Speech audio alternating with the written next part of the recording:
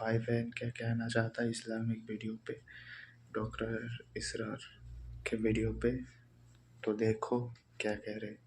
بلال پر، ابو فقی پر، زنیرہ پر جو ان پر بیت رہی تھی، جو خباب پر بیت رہی تھی، جس طرح ہلاک کیا گیا ہے حضرت سمیہ کو، حضرت یاسر کو، یہ ساری تکلیفیں انہیں بھی تھی، لیکن کیا اس کا یہ بالواسطہ ایذا محمد کے لیے نہیں تھا صلی اللہ علیہ وسلم، آپ کے ساتھی، آپ کے جانثار، لیکن آپ ان سے بھی کیا کہیں، فصبروا فصبروا فصبروا۔ جب ابو جہل بدترین ٹارچر کر رہا تھا حضرت سمیہ اور حضرت یاسر کو رضی اللہ تعالیٰ عنہما، آپ کے علم میں ہے کیسی کیسی ٹارچر کی ہے۔ جوان بیٹے کو باندھ دیا ایک ستون کے ساتھ، اس کی نگاہوں کے سامنے برہنہ کیا ہے ماں کو، ماں کے اوپر حملہ کیا، مار دیا، کوڑے مارے، ہاتھ میں ایک مورتی ہے، جب تنگ آ گیا، ستا کر تنگ کر کے مار مار کے حضرت سمیہ ٹس سے مس نہیں ہو رہی، کہتا ہے تم ایک دفعہ کہہ دو سمیہ کہ ہاں اس مورتی میں بھی کچھ ہے، میں تمہیں چھوڑ دوں۔ واو، لیکن وہ تھوک دیا ہاں نہیں، برچھا مارا ہے شرمگاہ کے، ہاں مار دو چاہیے نہیں، خدا کے بندے تھے، کتنی تکلیف پہنچی ہوگی ان کو، کتنی صحیح بات، دردی بات، لیکن آپ گزر رہے، اصبروا یا آل یاسر فإن موعدکم الجنہ، اے یاسر کے گھر والوں صبر کرو، تمہارے استقبال کی تیاریاں ہو رہی ہیں جنت میں۔ یہ سیرت کوئی بلاتا سناتا ہے، یہ سیرت یاسر کے ساتھ کیا کیا ہے، 4 اونٹ نر سانڈ، اور ان کے ساتھ رسے باندھ کر ایک رسے سے ان کا ایک بازو باندھا، ایک سے دوسرا بازو، ایک سے ایک ٹانگ دوسرے سے دوسری ٹانگ، انہیں دوڑایا ہے کہ پرکھتے ہو جیسے قسم کے۔ یہ دین ایسے ہی قائم نہیں ہوا، عدل و انصاف کا نظام ٹھنڈے ٹھنڈے قائم نہیں ہوتا، گھر میں آرام سے بیٹھے ہوئے قائم نہیں ہوتا۔ اور سنیے، 3 برس شیب بنی ہاشم کے اندر قید ہے، 3 برس ٹوٹل بائیکاٹ، ایک گھاٹی، ادھر پہاڑ ادھر پہاڑ، دونوں طرف جو ہے پہرے، کوئی کھانے پینے کی چیز اندر نہیں جائے گی، اور پورا خاندان بنی ہاشم، وہ بھی کہ جو ایمان نہیں لائے، وہ قبائلی زندگی تھی نا۔ بنو ہاشم چونکہ حضور کو پشت پناہی چھوڑنے کو تیار نہیں ہوئے، ابو طالب نے آخری وقت تک بھی ساتھ نہیں چھوڑا۔ ہاں آخری وقت کے قریب ایک بات ہو گئی تھی، ایک مرتبہ تو ہوا کہ وفد آیا ہے قریش کا کہ اپنے بھتیجے کو روک لو، وہ ہمارے معبودوں کی توہین کرتا ہے۔ ابو طالب نے بلایا اور آپ سے کہا کہ یہ کچھ اپنے رویے کو بدلے، آپ نے فرمایا چچا جان اب تو چاہیے میرے ایک ہاتھ پر سورج اور دوسرے پر چاند رکھ دے، میں اپنے اس مشن کو چھوڑ نہیں سکتا۔ اور ابو طالب کے عین انتقال کے وقت جو معاملہ ہوا، جب وفد آیا ہے کہ ٹھیک ہے اب ہمارا جو ہے صبر کا پیمانہ لبریز ہو گیا ہے، اب ٹھیک ہے آ جاؤ میدان میں، تم بھی ساتھ چھوڑنے کو تیار نہیں ہو۔ ابو طالب نے بلایا آپ کو، بھتیجے مجھ پر اتنا بوجھ نہ ڈالو جو میں برداشت نہ کر سکوں۔ واو واو، حضور کی آنکھوں میں آنسو آ گئے، چچا جان اب تو یا یہ بات پوری ہوگی یا میں اپنے آپ کو ختم کروں، اسی میں ختم ہو۔ 12 شیب بنی ہاشم میں 3 برس اس حال میں گزرے ہیں، ٹوٹل بائیکاٹ، کوئی کھانے پینے کی، کچھ لوگ تھے نہیں بند کروا دیا تھا، مثلا حکیم بن حزام تھے رضی اللہ تعالیٰ، بعد میں ایمان لے آئے، ریگستان میں بتاؤ کچھ حضرت خدیجہ کے وہ رشتہ دار تھے، بھوکے مر مر کے گئے لیکن رہے اوپر والے، وہ پہاڑ پر چڑھ کر ایک طرف سے رات کی تاریکی میں، دونوں دروازے تو بند ہیں، پہاڑ پر چڑھ کر چوٹی سے نیچے اتر کر کوئی چیزیں کھانے پینے کی دے آئے بس صلی اللہ علیہ وسلم، کوئی اور ایک آدھ ہوگا ایسا، یہاں تک نوبت آئی ہے کہ بنی ہاشم کے یہ پھول جیسے بچے معصوم بھوک سے بلبلا رہے ہیں اور اس کے سوا کچھ نہیں ہے کہ سوکھے چمڑے ابال کر اس کا پانی ان کے حلق میں ٹپکا دیا جائے.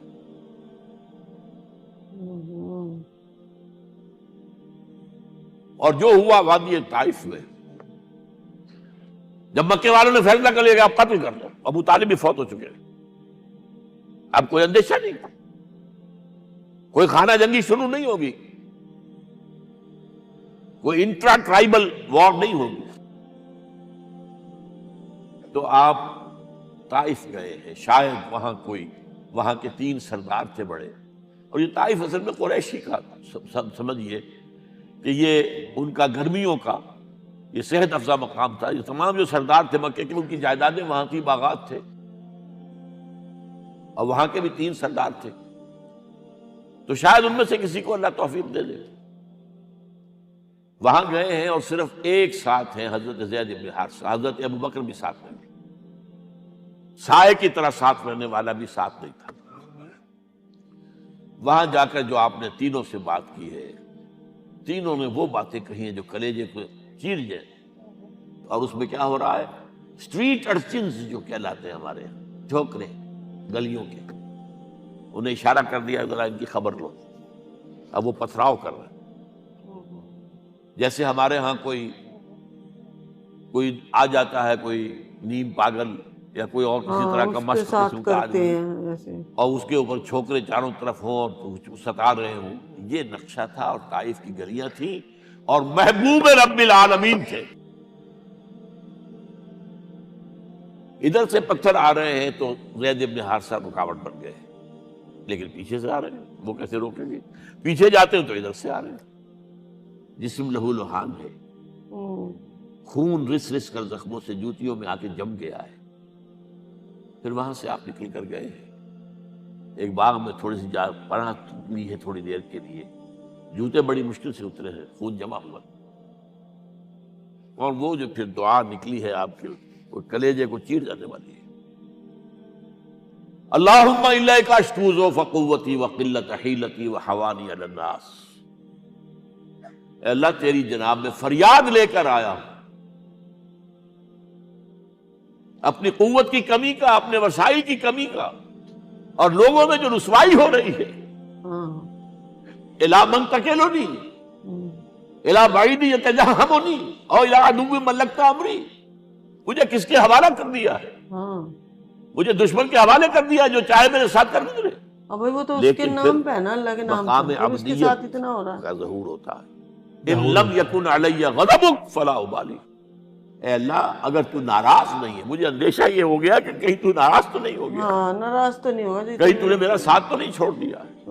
اگر تو ناراض نہیں ہے تو مجھے کوئی پرواہ نہیں، جو ہو سو سر تسلیم خواہ میں جو مزاج یار میں آئے.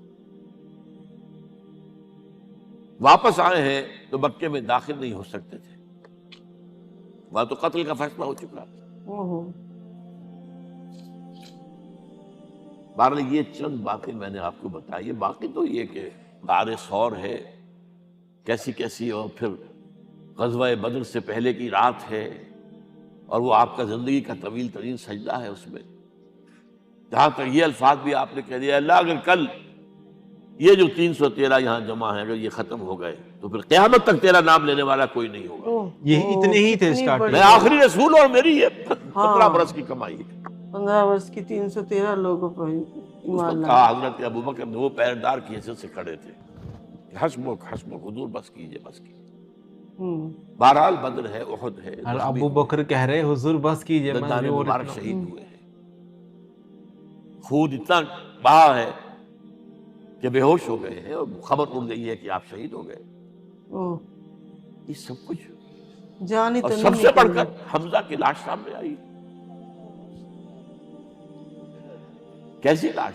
ناک کٹی ہوئی ہے، کان کٹے ہوئے، پیٹ چاک کر کے کلیجہ چبایا ہوا ہے. کس طرح برداشت کیا ہوگا آپ نے؟ اپنے اوپر تاری کر کے دیکھیں، یہ حمزہ کون ہے؟ چچا ہے، دودھ شریک بھائی ہے، خالہ کا بھائی ہے، ساتھ کا کھیلا ہوا ہمجولی ہے. اور اس کی لاش آئی. اور ان لوگوں کو اللہ کا خوف بالکل بھی نہیں جو تھا. قلب اطہر پر بیت رہی تھی وہ مدینے میں آ کر ایک بڑا ماحول بدلا ہوا تھا، تب وہ بات سامنے آ گئی. تو مختلف گھروں سے عورتوں کے بین کرنے کی آوازیں آ رہی تھی، اس لیے کہ اس وقت تک بین کرنا حرام نہیں قرار دیا گیا تھا، ممنوع نہیں تھا. آوازیں سن کر حضور کی زبان مبارک سے نکل گیا اما حمزہ تو فلا بواکی لہو، ہائے حمزہ کے لیے تو کوئی رونے والی بھی نہیں ہے.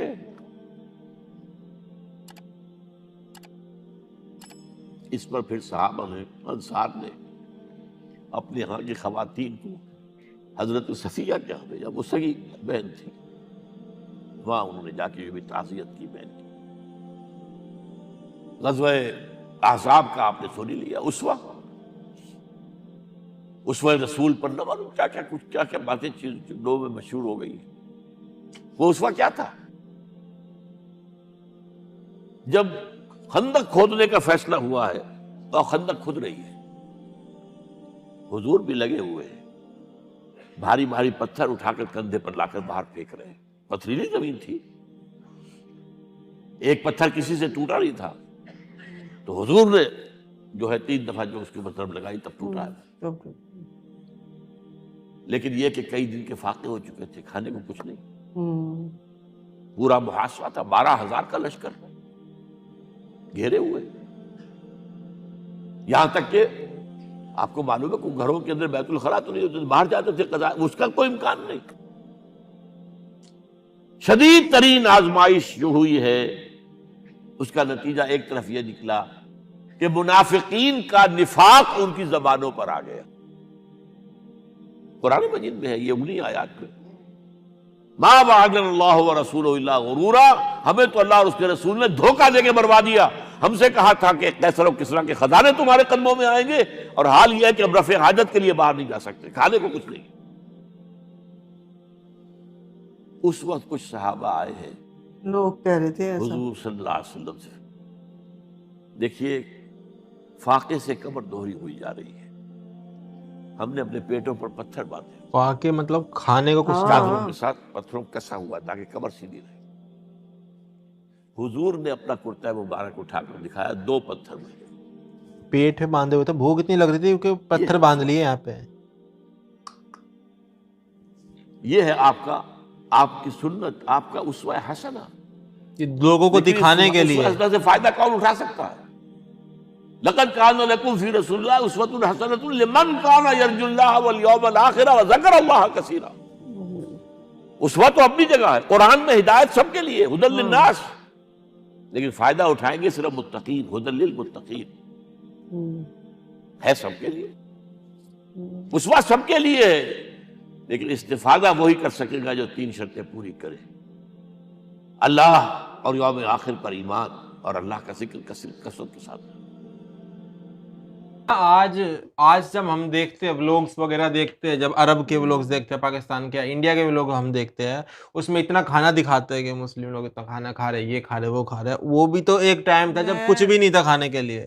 میں کئی مسلم گھر ہے نا میری جانکاری میں تھے، تو کبھی میں ان کے گھر گئی نا، ہم کپڑے سلاتے تھے ان سے، تو کبھی میں ان کے گھر گئی نا تو میں ہمیشہ یہ سوچتی تھی کہ ان کے گھروں میں مورتیاں کیوں نہیں ہیں جیسے کہ ہمارے گھروں میں ہوتی ہیں.